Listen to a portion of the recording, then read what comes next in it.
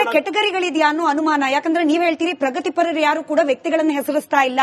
But ಇದೇ ಹೋರಾಟದ ಭಾಗವಾಗಿರೋರು ಕೇವಲ ವ್ಯಕ್ತಿ ಹೆಸರಲ್ಲ, ಅವ್ರ ಇಡೀ ಖಾನ್ದಾನು, ಹಾಗೆ ಅವ್ರಿಗಿರುವ ಹೆಸರಿಗೆ ಉಪ ಹೆಸರುಗಳನ್ನ ಕೊಟ್ಟು, ಕರಿಬಾರದ ಹೆಸರುಗಳಲ್ಲಿ ಕೊಟ್ಟು, ಅಂದ್ರೆ ಡಿಫೇಮಿಂಗ್ ಟು ದ ಕೋರ್ ಅನ್ನೋ ರೀತಿಯಲ್ಲಿ ಆಗ್ಬಿಟ್ಟಿದೆಯಲ್ಲ, ಇದ್ರ ವಿರುದ್ಧ ಕೂಡ ಈಗ ಉದಾಹರಣೆಗೆ ಈಗ ನಾನು ನಿಮ್ಮನ್ನ ಡಿಫೇಮ್ ಮಾಡ್ತಾ ಇದ್ದೀನಿ. ಉದಾಹರಣೆಗೆ ಆ ಪ್ರಕರಣದಲ್ಲಿ ನೀವು ಭಾಗಿಯಾಗಿರೋ ನನಗೆ ಗೊತ್ತಿಲ್ಲ, it has to be investigated. ಈಗ ನಾನು ನಿಮ್ಮ ಮೇಲೆ ಒಂದು ಅಲಿಗೇಷನ್ ಆಗ್ತಾ ಇದ್ದೀನಿ. There is a court, you could have gone to the court and told that ನಾನು ನಿಮ್ಮನ್ನ ಮಾನಹರಣ ಮಾಡ್ತೇನೆ ಅಥವಾ ನಿಮಗೆ ಅಂತದ್ದು ನಿಮ್ಮ ಮೇಲೆ ಮಾನನಷ್ಟವನ್ನು ಮಾಡುವಂತ ಕೆಲಸವನ್ನ ಮಾಡ್ತಾ ಇದ್ದೀನಿ ಅಂತೇಳಿ you could have gone to the court.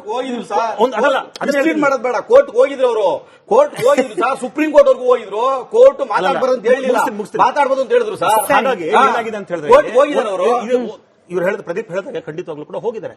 ಮತ್ತೆ ಸುಪ್ರೀಂ ಕೋರ್ಟ್ ಹೋಗ್ಬಿಟ್ಟಾರೆ, ಇಲ್ಲ ಅದು ನೀವು ಅದನ್ನ ಸ್ಟೇ ಕೊಡ್ಲಿಕ್ಕೆ ಆಗಲ್ಲ ಅಂತ ಹೇಳಿದ್ರು. ಸರಿ, ಅಂದ್ರೆ ಈಗ ಕೋರ್ಟ್ ಆ ರೀತಿ ಹೇಳುತ್ತೆ ಅನ್ನೋದಾದ್ರೆ ಅದು ಯಾವ ಕಾರಣಕ್ಕೆ, ಏನು ಕತೆ ಅಂತ. ಮತ್ತೆ ನನಗನ್ಸೋದು ಇದೆಲ್ಲದಕ್ಕೂ ಕೂಡ ತೆರೆ ಬೀಳ್ಬೇಕಂತ ಹೇಳಿದ್ರೆ ಆಡಳಿತದಲ್ಲಿರ್ತಕ್ಕಂಥ ಕಾಂಗ್ರೆಸ್ ಸರ್ಕಾರವಾಗ್ಲಿ ಬಿಜೆಪಿ ಅವರಾಗ್ಲಿ ಇದನ್ನ ನನಗನ್ಸುತ್ತೆ ಮುಕ್ತವಾಗಿ ಇದೊಂದು ಪ್ರಕರಣವನ್ನ ಪೊಲೀಸರ ಹೆಗಲಿಗೆ ಕೊಟ್ಬಿಟ್ಟು ಕ್ಲಿಯರ್ ಆಗಿ ನೀವು ಇದು ಒಂಥರ ಯಾವುದೇ ಪಕ್ಷಪಾತವಿಲ್ದೇನೆ, ಯಾವುದೇ ಒಂದು ಪ್ರಿಜುಡೀಸ್ ಇಲ್ದೇನೆ, ಈಗ ಬಿಜೆಪಿ ಅವರು ಮಾಡಿದಾರೆ ಅನ್ನೋದು ಪ್ರಿಜುಡೀಸ್ ಬೇಡ, ಕಾಂಗ್ರೆಸ್ನವರು ಮಾಡಿದಾರೆ ಅನ್ನೋ ಪ್ರಿಜುಡೀಸ್ ಬೇಡ, ಅದು ಒಬ್ಬ ಪೊಲೀಸ್ ಒಂದು ಕೊಲೆ ಆದಾಗ ಒಂದು ರೇಪ್ ಆದಾಗ ಹೇಗೆ ಇನ್ವೆಸ್ಟಿಗೇಷನ್ ಮಾಡ್ತಾನೋ ಹಾಗೆ ಮಾಡಿದ್ರೆ ಸಿಕ್ಕಾಕತ್ತಾರೆ. ಬಿಜೆಪಿಯಲ್ಲಿರೋರು ಮಾಡಿದಾರ, ಕಾಂಗ್ರೆಸ್ನಲ್ಲಿರೋರು ಮಾಡಿದಾರ, ಅಥವಾ ಇಬ್ಬರು ಫ್ರೆಂಡ್ಸ್ ಸೇರಿ ಮಾಡಿದಾರ. ಬಿಜೆಪಿ ಕಾಂಗ್ರೆಸ್ ಅನ್ನೋ ಪಾಲಿಟಿಕ್ಸ್ ಅನ್ನ ಮೀರಿ ಬೇರೆ ಎಲ್ಲೋ ಒಂದು ಹಂತದಲ್ಲಿ ಇದೆಯಾ ಅಂತ ಹೇಳಿ ಯಾಕೆ ಹೇಳ್ತಿದ್ದೀನಿ ಸರ್. ನಾವು ಷಡ್ಯಂತ್ರ ಅನ್ನೋದ್ರ ಬಗ್ಗೆ ಮಾತನಾಡ್ತಾ ಇದ್ವಿ, ಇಡಿ ಎಂಟ್ರಿ ಬಗ್ಗೆ ಮಾತನಾಡ್ತಾ ಇದ್ವಿ. ಇಡಿ ನಿಮಗೂ ಗೊತ್ತಿರೋ ಹಾಗೆ ಹಣಕಾಸಿನ ವಹಿವಾಟಿನ ಬಗ್ಗೆ ಅನುಮಾನ ಇದ್ದಾಗ ಎಂಟರ್ ಆಗುದು. ಇವತ್ತು ಒಡನಾಡಿ ಹಾಗೆ ಸಂವಾದದಂತಹ NGOಗಳ ಅಕೌಂಟ್ ಡೀಟೇಲ್ಸ್ ಅನ್ನ ತರಿಸ್ಕೊಂಡಿರೋ ವಿಚಾರ ನಿಜವೇ ಆದ್ರೆ ಈ ಧರ್ಮಸ್ಥಳದಲ್ಲಿ ನಡೀತಾ ಇರುವ ಒಂದು ಪಕ್ಕಾ criminal case, rape and murder ನಂತಹ ಒಂದು ಹೀನಸ್ ಕ್ರೈಮ್ ನ ತನಿಖೆಗೂ ಒಡನಾಡಿ ಸಂಸ್ಥೆಗೆ ಹಣ ಯಾಕೆ ಕೊಡ್ತಾರೆ? ಯಾಕಂದ್ರೆ ಒಡನಾಡಿ ಸಂಸ್ಥೆಯ ಸ್ಟಾಲಿನ್ ಅವರು ಕೂಡ ಅನೇಕ ಬಾರಿ ಮಾತನಾಡ್ಬಿಟ್ಟಿದ್ದಾರೆ ಧರ್ಮಸ್ಥಳದ ಬಗ್ಗೆ. ಹಾಗಾದ್ರೆ ಮಾತನಾಡಿದ್ದು ಈ ದುಡ್ಡನ್ನ ಪಡೆದುಕೊಂಡ, ಹಿಂಗೊಂದು ಅನುಮಾನ ಬಂದೇ ಬರುತ್ತೆ. ಇದು ಬಿಜೆಪಿ ಕಾಂಗ್ರೆಸ್ ಆ ಪಾಲಿಟಿಕ್ಸ್ ನ ಮೀರಿದ ಬೇರೆ ಏನೋ ಷಡ್ಯಂತ್ರ ಅನ್ನೋ ಅನುಮಾನ ಬರೋದು. ಅದಕ್ಕೆ ಅನುಮಾನ ಅನ್ನೋದಿದೆಯಲ್ಲ, ಅದು ನಿಮಗೆ ಹೇಗ್ ಬೇಕಾದ್ರೂ ಬರ್ಬೋದು, ಯಾರ ಮೇಲೆ ಬೇಕಾದ್ರೂ ಬರ್ಬೋದು. ಈಗ ನೀವು ಹೇಳಿದಾಗೆ ಈಗ ಹಣ, ಈಗ ಉದಾಹರಣೆಗೆ ಸ್ನೇಹಿತರು ಹೇಳ್ತಿದ್ರು ಅಲ್ಲಿ ಒಂದಿಷ್ಟು ಮನಿ ಇನ್ವಾಲ್ವ್ ಆಗಿದೆ, ದುಡ್ಡು ಇನ್ವಾಲ್ವ್ ಯಾರೋ ಕೊಡ್ತಾ ಇದಾರೆ ಅಂತ ಹೇಳಿ. ಅದನ್ನು ಕೂಡ ಅಷ್ಟೇ, ಈಗ ಅವ್ರು ಹೇಳಿದ್ದಾಗ್ಲಿ ನೀವ್ ಹೇಳಿದ್ದಾಗ್ಲಿ ನಾನು ಹೇಳಿದ್ದಾಗ್ಲಿ ಅದು ಅಭಿಪ್ರಾಯ ಆಗ್ತದೆ. ಅಲ್ಟಿಮೇಟ್ಲಿ ಸತ್ಯ ಆಗೋದು ಯಾವಾಗಪ್ಪ ಅಂದ್ರೆ when it has been investigated, when the facts, ಅದು ಸತ್ಯತೆಗಳು ಹೊರಬಂದಾಗ ಮಾತ್ರ ಅದು ಗೊತ್ತಾಗುತ್ತೆ. ಅದು ಉದಾಹರಣೆಗೆ ಇಡಿ ಕಂಪ್ಲೇಂಟ್ ಕೊಟ್ಟಿದ್ದಾರೆ, ED will come out with the fact. So ಅದು ಬರೋದಕ್ಕೆ ಮೊದಲೇ ನಾವು ಅವರು ಹಾಗೆ, ಯಾಕಂದ್ರೆ ಏನಾಗುತ್ತಂದ್ರೆ ಈ ಪ್ರಕರಣದಲ್ಲಿ ಈಗ ನಾನು ಅವ್ರ ಪರ ಇದ್ದೀನಿ ಅಂತಲ್ಲ, ನಾಳೆ ಏನಾಗುತ್ತಂದ್ರೆ ಯಾವುದೇ ಒಬ್ಬ ವಿಸಿಲ್ ಬ್ಲೋವರ್ ಯಾವುದೇ ಒಂದು ಸಮಸ್ಯೆ ಬಂದಾಗ ಮುಂದೆ ಬರ್ಲಿಕ್ಕೆ ಹೋಗಲ್ಲ. ಯಾಕಂದ್ರೆ ನಾನು ಮುಂದೆ ಹೋಗಿ ನಾನೇ ಸಿಕ್ಕಾಕೋಬೇಕು ಅಂತ ಹೇಳಿ. ಈಗ ನಾನು ನಿಜವಾಗ್ಲೂ ಕೂಡ ಒಂದು ಬೇರೆ ಏನೋ ಮನಸ್ಸಿನಲ್ಲಿ ಇಟ್ಕೊಂಡು ಒಂದು ಪ್ರಿಜುಡಿಸ್ ಇಸ್ಕೊಂಡು ಯಾರನ್ನೋ ಟಾರ್ಗೆಟ್ ಮಾಡಿದಾಗ ನನ್ಗೆ ಶಿಕ್ಷೆ ಆಗ್ಲಿ. ಬಟ್ ಆದ್ರೆ ಒಂದು ನಿಜವಾದಂತ ಪ್ರಕರಣಗಳಲ್ಲಿ ಸತ್ಯ ಗೊತ್ತಿದ್ರು ಅಥವಾ ಅವ್ರು ನೋಡಿದ್ರು ಕೂಡ ನಾಳೆ ನೋಡಪ್ಪ ಈ ಸೌಜನ್ಯ ಪ್ರಕರಣದಲ್ಲಿ ಹಿಂಗಾಯ್ತು ಅಥವಾ SIT ಪ್ರಕರಣದಲ್ಲಿ ಹಿಂಗಾಯ್ತು, ನಾಳೆ ಹೋದ್ರೆ ನಮ್ಮನ್ನ ಸಿಕ್ಕಾಯಿಸ್ತಾರೆ ಅನ್ನೋ ವ್ಯವಸ್ಥೆ ಅನ್ನೋ ಭಯದಲ್ಲಿ ನಾಳೆ ಈ ತರದ ಅನೇಕ ಪ್ರಕರಣಗಳು ಮುಚ್ಚೋಗ್ಬಹುದು. ಹಾಗಾಗಿ ನಾನು ಹೇಳೋದು, ನಾವು ಒಂದು ತೀರ್ಮಾನಕ್ಕೆ ಬರುವ ಮೊದಲು there is a very efficient investigating agency. ನಾವು ಈ ಧರ್ಮಸ್ಥಳದ ಚರ್ಚೆ ಪ್ರಾರಂಭ ಮಾಡಿದ ದಿನದಿಂದ ನನಗೆ ನೆನಪಿರೋ ಹಂಗೆ ಕಂಟಿನ್ಯೂಸ್ ಆಗಿ ಒಂದು 15 ದಿನ ಈ ಮಾತನ್ನ ಹೇಳಿದೀನಿ. ಮಾಧ್ಯಮದಲ್ಲಿ ನಾವು ಚರ್ಚೆಗೆ ತೆಗೆದುಕೊಳ್ತಾ ಇರೋದು ಮೀಡಿಯಾ ಟ್ರಯಲ್ ಆಗ್ಲಿ ಅನ್ನೋ ಕಾರಣಕ್ಕಲ್ಲ. ಈ ಧರ್ಮಸ್ಥಳದ ವಿಚಾರ ಡಿಜಿಟಲ್ ಪ್ಲಾಟ್ಫಾರ್ಮ್ಗಳಲ್ಲಿ ಎಷ್ಟರ ಮಟ್ಟಿಗೆ ಚರ್ಚೆ ಆಗ್ಬಿಟ್ಟಿದೆ ಅಂದ್ರೆ ಕೇವಲ ಒಂದು ಬದಿಯ ವಾದ ಮಾತ್ರ ಯಾಕೆ ಜನರಿಗೆ ತಲುಪಿಸಬೇಕು? ಎರಡು ಬದಿಯದ್ದು ಕೇಳಲಿ ಅಲ್ಲ. ಯೂಟ್ಯೂಬರ್ ಹೇಳ್ತಾ ಇರೋದು ಸತ್ಯ ಅಂತ ನಂಬುವವರು, ಇಲ್ಲ ಇವ್ರು ಹೇಳ್ತಿರೋದ್ರಲ್ಲಿ ಏನೋ ಸುಳ್ಳು ಅಂತ ಭಾವಿಸ್ತಾ ಇರೋರು, ಎರಡೂ ವಾದವೂ ಕೂಡ ಜನರಿಗೆ ತಲುಪಲಿ ಅನ್ನೋ ಕಾರಣಕ್ಕೆ ಮಾತ್ರವೇ ಹೊರತು ನಾವು ಮೀಡಿಯಾ ಟ್ರಯಲ್ ಮಾಡೋ ಉದ್ದೇಶ ಇಲ್ಲ. ಹಾಗಾಗಿನೇ ತೇಜಸ್ ಅವರೇ, ನಾನು ಇದೂ ಒಂದು ಪ್ರಶ್ನೆಗೆ ಉತ್ತರ ಸಿಗ್ಬಿಡ್ಲಿ ಅನ್ನೋ ಕಾರಣಕ್ಕೆ ಕೇಳ್ತಾ ಇದ್ದೀನಿ. ಈಗ ಒಡನಾಡಿ ಅಂತ ಸಂಸ್ಥೆ ನೂರಾರು ಹೆಣ್ಣು ಮಕ್ಕಳಿಗೆ ಆಶ್ರಯ ಕೊಟ್ಟಿರೋ, ನೂರಾರು ಹೆಣ್ಣು ಮಕ್ಕಳಿಗೆ ಬದುಕಿನ ದಾರಿ ತೋರಿಸಿರೋ ಸಂಸ್ಥೆ ಧರ್ಮಸ್ಥಳದ ಪರವಾಗಿ ನಿಂತ್ರೆ ಅದಕ್ಕೆ ಆಕ್ಷೇಪ ಯಾಕೆ ಅಂತ ಹೇಳಿ, ಸ್ಟಾಲಿನ್ ಅವರು ಬಂದು ಧರ್ಮಸ್ಥಳದಲ್ಲಿ ಮಾತನಾಡಿದ್ರೆ ಅದಕ್ಕೆ ಅನುಮಾನ ಯಾಕೆ ಅಂತ ಹೇಳಿ. ನೋಡಿ, ಯಾರು ಅನುಮಾನ ಪಡ್ತಿಲ್ಲ. ಇಲ್ಲಿ ಸಮಸ್ಯೆ ಇರೋದೇನು ಅಂತಂದ್ರೆ, ಯಾವ ಒಂದು ವ್ಯಕ್ತಿ ಯೂಟ್ಯೂಬ್ ಅಲ್ಲಿ ವಿಡಿಯೋ ಮಾಡಿ ಅದನ್ನ ಬೇರೆ ಬೇರೆ ತರ ಎಲ್ಲ, ಅಂದ್ರೆ ಇಲ್ಲಿ ವಿಡಿಯೋ ಮಾಡುವಂತ ವ್ಯಕ್ತಿ ಹೊರದೇಶದಲ್ಲಿ ಪ್ರಸಾರ ಆಗುತ್ತೆ, ಮತ್ತೆ ಬೇರೆ ಬೇರೆ ತರ ಅದನ್ನ ಕೋರ್ಟ್ ಮಾಡಕ್ಕಾಗತ್ತೆ. ಏನಾಗುತ್ತೆ ಅಂತಂದ್ರೆ ಒಂದ್ ಕಡೆ ನಾವು ಯಾವ್ದೇ ಕೇಸ್ ತಗೊಂಡ್ರು, ಶಬರಿಮಲೆ ಕೇಸ್ ತಗೊಂಡಿರ್ಬೋದು, ಈಶಾ ಕೇಸ್ ಆಗಿರ್ಬೋದು, ಏನೋ ಒಂದು ಆರೋಪ ಮಾಡ್ತಾರೆ, ಆರೋಪ ಮಾಡೋದು ದೊಡ್ಡ ಸುದ್ದಿ ಆಗುತ್ತೆ. ಆ ಆರೋಪದಿಂದ ಮುಕ್ತ ಆಗೋದು ಯಾವ ಚಾನೆಲ್ಗೂ ಸುದ್ದಿ ಆಗಲ್ಲ. ಅಂದ್ರೆ ಇದ್ರ ಹಿಂದೆ ಯಾವ ತಂಡ ಕೆಲಸ ಮಾಡ್ತಿದೆ, ಇವರ ಮೂಲ ಉದ್ದೇಶ ಏನು ಅಂದ್ರೆ ಟಾರ್ಗೆಟಿಂಗ್ ಆನ್ ನಮ್ಮ ಮಠ ಮಂದಿರ ಏನ್ ಸರಿ, ಎಷ್ಟು ಸರಿ ಇದೆ. ಇವ್ರ ಮೂಲ ಉದ್ದೇಶ ಇವಾಗ ಯಾರು ಅತ್ಯಾಚಾರಕ್ಕೆ ಒಳಗಾಗಿದ್ದಾರೆ ಆ ಹೆಣ್ಮಗು ನ್ಯಾಯ ಸಿಗ್ಲೇಬೇಕು. ಯಾರು ಸಿಗಬಾರ್ದು ಅಂತ ಯಾರು ಹೇಳ್ತಿಲ್ಲ. ಎಸ್, ನಾವು ಅದ್ರ ಪಾರ್ ನಿಲ್ಕೊಳ್ಳೋಣ, ಆ ನ್ಯಾಯ ಸಿಗ್ಬೇಕು. ಆದ್ರೆ ಆ ಹೆಣ್ಮಗುನ ಮುಂದೆ ಇಟ್ಟು ಇವರ ಉದ್ದೇಶ ಏನಿದೆ, ಆತ ವಿಡಿಯೋ ಮಾಡಬೇಕಾದ್ರೆ ತುಂಬಾ ಸ್ಪಷ್ಟವಾಗಿ ಹೇಳ್ತಾನೆ, ಯಾಕೆ ಆ ದೇವಾಲಯ ಮುಜರಾಯಿಗೆ ತಗೋಬಾರ್ದು ಅಂತ ಹೇಳ್ತಾನೆ. ಮತ್ತೆ ವಯಸ್ಸಾಗಿರುವಂತ ಆ ತಾಯಿ ಸುಜಾತ ಭಟ್ ಅವ್ರು 2 ಕಲ್ಲು ಹೊಡೆದ್ರು ಪರವಾಗಿಲ್ಲ, ನಾವು ದಂಗೆ ಹೇಳಬೇಕು ಅಂತ ಹೇಳ್ತಾರೆ. ಅಂದ್ರೆ ಇವ್ರ ಮೂಲ ಉದ್ದೇಶ, ಇವ್ರು ಮೋಸಕ್ಕೆ ಅನ್ಯಾಯ ಒಳಗಾಗಿದ್ದಾರೆ, ಅದು ನ್ಯಾಯ ಕೇಳೋಕ್ಕಿಂತ ಹೆಚ್ಚಾಗಿ ನಮ್ಮ ಮಠ ಮಂದಿರ ಟಾರ್ಗೆಟ್. ಮತ್ತೆ ಇವ್ರಿಗೆ ಈ ತರ ಮಾತಾಡೋದಿಕ್ಕೆ, ಮತ್ತೆ ಈ ತರ ಫೇಸ್ಬುಕ್ ಮತ್ತೆ ಯೂಟ್ಯೂಬ್ ಅಲ್ಲೆಲ್ಲ ಚರ್ಚೆ ಆಗೋದಿಕ್ಕೆ ವಿತೌಟ್ ಸ್ಪೆಂಡಿಂಗ್ ₹1 ಸಾಧ್ಯ ಇಲ್ಲ. ಸರಿ ಪ್ರದೀಪ್ ಅವರೇ, ಈಗ ಇದೇ ಸ್ಟ್ಯಾನ್ಲಿ ಅವರು ಹೇಳಿರೋ ಒಂದು ಹೇಳಿಕೆ 2 ವರ್ಷದ ಹಿಂದೆ ಹೇಳ್ತಾರೆ, ಧರ್ಮಸ್ಥಳದ ಪರವಾಗಿ ಮಠ ಮಂದಿರ ಹಾಗೆ ಅಲ್ಲಿನ ಮಠಾಧಿಪತಿಗಳು, ಧರ್ಮಗುರುಗಳು ಎಲ್ಲರೂ ನಿಂತರೂ ಪರವಾಗಿಲ್ಲ, ಯಾರ ಒಬ್ಬ ಕಳ್ಳನಾದ್ರೂ ಬಂದ್ಬಿಟ್ಟು ಇವರೆಲ್ಲರ ಮುಖವಾಡ ಬಯಲಿಗೆಳಿತಾರೆ. ಇದು 2 ವರ್ಷದ ಹಿಂದೆ ಸ್ಟ್ಯಾನ್ಲಿ ಅವರು ಹೇಳಿದ್ರು. ಇದೇ ಹೇಳಿಕೆಯನ್ನ ಮತ್ತು 1 ವಾರದ ಹಿಂದೆ ಹೇಳ್ತಾರೆ, ನಾನು ಅವತ್ತೇ ಹೇಳಿದ್ದೆ, ಚಿನ್ನಯ್ಯನದ ತರದ ಯಾವುದೋ ಒಬ್ಬ ವ್ಯಕ್ತಿ ಬರ್ತಾನೆ, ಆತ ಎಲ್ಲವನ್ನ ಕೂಡ ಹೊರಗೆ ತರ್ತಾನೆ ಅಂತ ಹೇಳಿ ನಾನು ಮುಂಚೆನೆ ಹೇಳಿದ್ದೆ. ಈ ಹೇಳಿಕೆಗಳ ಬಗ್ಗೆ ಕೂಡ ಜನಕ್ಕೆ ಅನುಮಾನ ಬರ್ತಾ ಇದೆ. ಅಂದ್ರೆ ಚಿನ್ನಯ್ಯ ಕರ್ನಾಟಕಕ್ಕೆ ಗುರುತು ಸಿಕ್ಕಿದ್ದೇನೆ, ಈತ SIT ಹಾಗೆ ಅದಕ್ಕೆ ಮುಂಚೆ 164 ಸ್ಟೇಟ್ಮೆಂಟ್ ಮಾಡ್ಲಿಕ್ಕೆ ಕೋರ್ಟ್ ಹೋದಾಗ. ಈ ಬಗ್ಗೆ ಸ್ಟ್ಯಾನ್ಲಿ ಅವರಿಗೆ 2 ವರ್ಷದ ಮುಂಚೆನೆ ಹೇಗೆ ಗೊತ್ತಾಯ್ತು?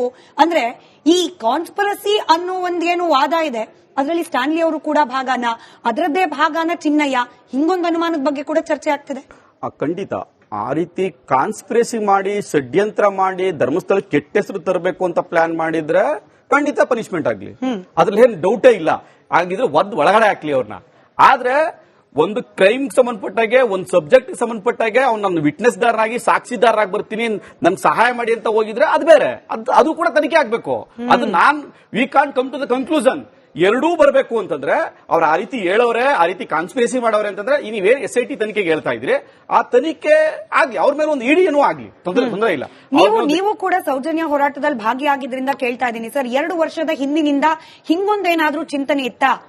ಅಲ್ಲಿ ಶವಗಳನ್ನ ಹೂಳ್ತಾ ಇದ್ದ ಒಬ್ಬ ವ್ಯಕ್ತಿಯನ್ನ ಕರೆದುಕೊಂಡು ಬಂದು 100 ಶವಗಳನ್ನ ಹೂತಿದ್ದೇನೆ ಅಂತ ಹೇಳಿ ಕತೆ ಕಟ್ಟಿ ಧರ್ಮಸ್ಥಳದ ವಿಚಾರ ಅಪಖ್ಯಾತಿಯನ್ನ ತರ್ತಾ ಸೌಜನ್ಯ ಪ್ರಕರಣವನ್ನ ಮುನ್ನೆಲೆಗೆ ತರಬೇಕು, ಹೀಗೇನಾದ್ರೂ ಷಡ್ಯಂತ್ರ ನಡೆದಿದ್ದು ತಮ್ಮ ಗಮನಕ್ಕೆ ಏನಾದ್ರೂ ಬಂದಿತ್ತು? ನಾನು ನಿಮ್ಮ ವಾಹಿನಿ ಮೂಲಕ ನಾನು ಸ್ಪಷ್ಟಪಡಿಸಿರ್ತೀನಿ, ನಾನು ಜಡ್ಜಿಮೆಂಟ್ ಬಂದ ಮೇಲೆ 2023 ನಂತರ ಜಡ್ಜ್ಮೆಂಟ್ ಓದಿದ ಮೇಲೆ ಈ ಪ್ರಕರಣನೇ ನನಗೆ ಗೊತ್ತಿರಲಿಲ್ಲ. ಆಕ್ಚುಲಿ ಈ ಹೋರಾಟ ಬಗ್ಗೆನೂ ನನಗೆ ಗೊತ್ತಿರಲಿಲ್ಲ, ಇದೇನಾಗಿದೆ ಅನ್ನೋದು ವಿಷಯನೂ ನನಗೆ ಗೊತ್ತಿರಲಿಲ್ಲ.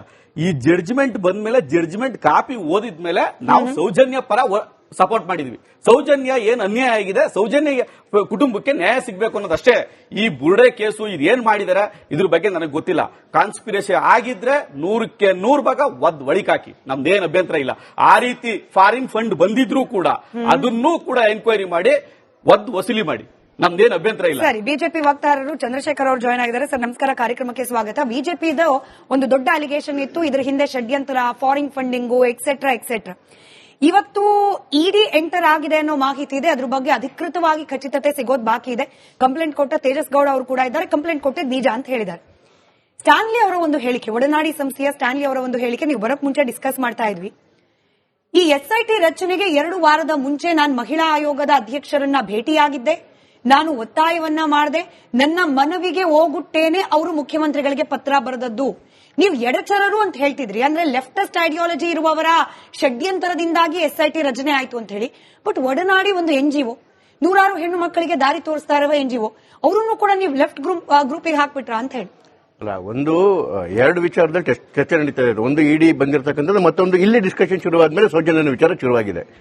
ನನ್ನ ಆತ್ಮೀಯ ಮಿತ್ರರಾದಂತಹ ನಮ್ಮ ಲೇಖಕರು ಹೇಳ್ತಾ ಇದ್ರು, ನಾವು ಪ್ರಗತಿಪರರು, ನಾವು ಯಾವುದೇ ವ್ಯಕ್ತಿನ ದೂಷಣೆ ಮಾಡ್ತಾ ಇಲ್ಲ, ನಾವು ಸಂತೋಷದಿಂದ ಒಪ್ಕೊಂತೀವಿ ಅವ್ರ ಮಾತನ್ನ.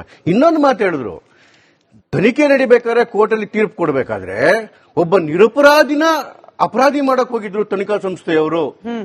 ಸ್ವಾಮಿ, ಕೋರ್ಟ್ಗೆ ಗೊತ್ತಾಗ್ತಿರೋದು ನಿಮಗೆ ಗೊತ್ತಾಗ್ಬಿಟ್ಟಿದೆ, ಒಬ್ಬ ನಿರಪರಾಧಿನ ಅಪರಾಧಿ ಮಾಡಿ.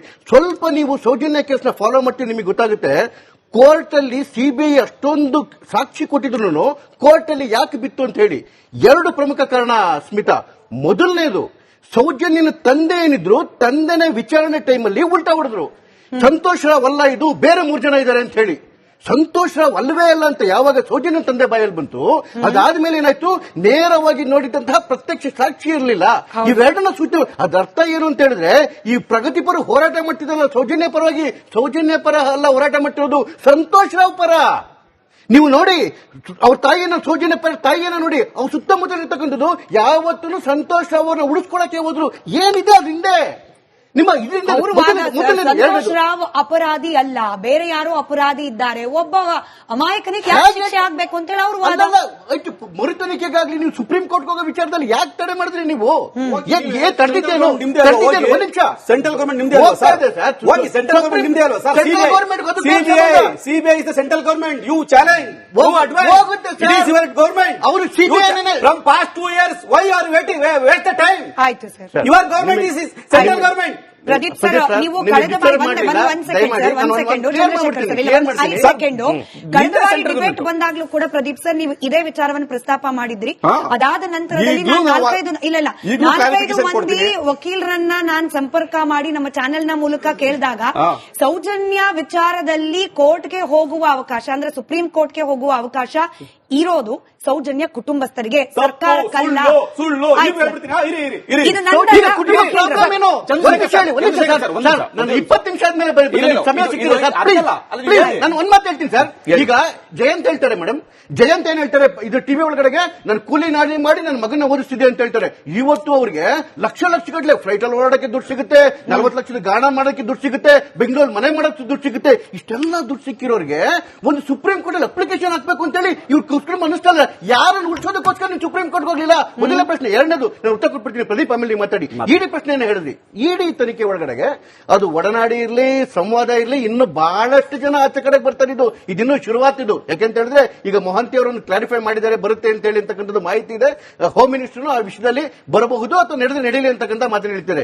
ವಿಷಯ ಏನು ಅಂತ ಹೇಳಿದ್ರೆ, ಯಾವ ಈ ಕಾನ್ಸ್ಪಿರಸಿ ಹಿಂದಗಡೆಗೆ ಹೆಂಗೆ ಈ ಪ್ರಗತಿಪರರು, ಅದ್ರ ಜೊತೆಗೆ ಈ ಮತಾಂತರವಾದಿಗಳು ಇವರೆಲ್ಲರೂ ಸೇರ್ಕೊಂಡು ಯಾಕೆ ಮಾಡುದು ಅಂತ ಅನುಮಾನಗಳು ಬರ್ತಾ ಇದೆ ಅಂತ ಹೇಳಿದ್ರೆ, ಮೊದಲನೇ ನೋಡಿ, ನಾವು ಸ್ಟಾರ್ಟಿಂಗ್ ಇಂದನೇ ಹೇಳ್ತಿದ್ವಿ, ಈ ಸೆಂದಿಲ್ ಏನಿದ್ದಾರೆ ಏನೋ ಕಾಂಗ್ರೆಸ್ನ ಎಂಪಿ ಸೇಂದಿಲ್ ಅವರ ಕುಟುಂಬದವರು, ಅವ್ರ ತಾಯಿ ಒಂದು NGO ನಡೆಸ್ತಾರೆ.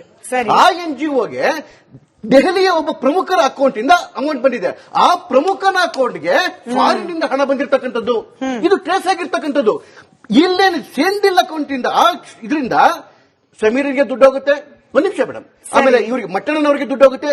ಸಮೀರ್ಗೆ ದುಡ್ಡು ಹೋಗಿದ್ದೇನಾಗುತ್ತೆ, ಇವ್ರದ್ದು ವಿಡಿಯೋ ರಿಲೀಸ್ ಆಯ್ತಲ್ಲ, ಒಂದು ಯಾವ್ದು ಧರ್ಮಸ್ಥಳ ಬಗ್ಗೆ ವಿಡಿಯೋ ಮಾಡಿದ್ನಲ್ಲ, ಅದೇ ದಿವಸ ದ ಸೇಮ್ ಡೇ 500 ಜನ ಯೂಟ್ಯೂಬರ್ಸ್ಗೆ ಮತ್ತೆ ಈ ತರದಲ್ಲಿ ಯಾವುದೋ ಪೇಜ್ಗಳು ಬರ್ತದೆ, ಕಂಟೆಂಟ್ ಕ್ರಿಯೇಟರ್ಸ್ಗೆ ಅವತ್ತೇ ಹಣ ಪೇ ಆಗುತ್ತೆ. ಅದ್ರ ಅರ್ಥ ಕೇವಲ 2-3 ತಿಂಗಳ ಮುಂಚೆ ನನಗೆ 2-3 ತಿಂಗಳ ಮುಂಚೆ ಇದೇ ಸಮೀರ ಹೇಳಿದ, ನನ್ನ ಹತ್ರ ಏನೋ ಎಡಿಟಿಂಗ್ ಮಾಡಿಸೋದು ದುಡ್ಡಿಲ್ಲ ಅಂತ ಹೇಳಿ, ಯಾವ್ದೋ ಆಪ್ ಕೀಪ್ ಮಾಡ್ಕೊಂಡಿದ್ದನು ಅಂತವನು ಆ ವಿಡಿಯೋನ 23 ನಿಮಿಷದ ವಿಡಿಯೋ ಮಾಡ್ತಾನೆ. ಮಾಡಿಸೋದಕ್ಕೆ ನಾನು ಒಬ್ಬ ಯೂಟ್ಯೂಬ್ ಕಂಟೆಂಟ್, ನನಗೆ ಗೊತ್ತು 5 ಸೆಕೆಂಡ್ ಮಾಡಿಸೋದಕ್ಕೆ ಲಕ್ಷಾಂತರ ಖರ್ಚಾಗುತ್ತೆ. ಅಂತದ್ದು 23 ನಿಮಿಷ ಮಾಡ್ತಾನೆ. ಅದಕ್ಕೆ ಅವ್ರು ಫಂಡ್ ಮಾಡಿದ್ರು, ಫಂಡ್ ಆಗ್ಲಿ ಬಿಡ್ಲಿ. ಆದ್ರೆ ಅವ್ನು ಹೇಳ್ತಾನೆ ಮಾನಿಟೈಸೇಷನ್ ಬೇಡ ನನಗೆ, ಎಲ್ಲರೂ ನೀವೆಲ್ಲ ಪ್ರಚಾರ ಮಾಡ್ಕೊಂಡು ಹೋಗಿದ್ದೆ ಅಂದ್ರೆ ಅಷ್ಟು ಕೋಟಿ ದುಡ್ಡುಗಳನ್ನ ಅವರಿಗೆ ತಂದು ಕೊಟ್ಟಿದ್ದೆ ಯಾರು? ಎಲ್ಲಿಂದ ಬಂತು? ಇದು ತನಿಖೆ ಆಗ್ಲೇಬೇಕು ತಾನೆ.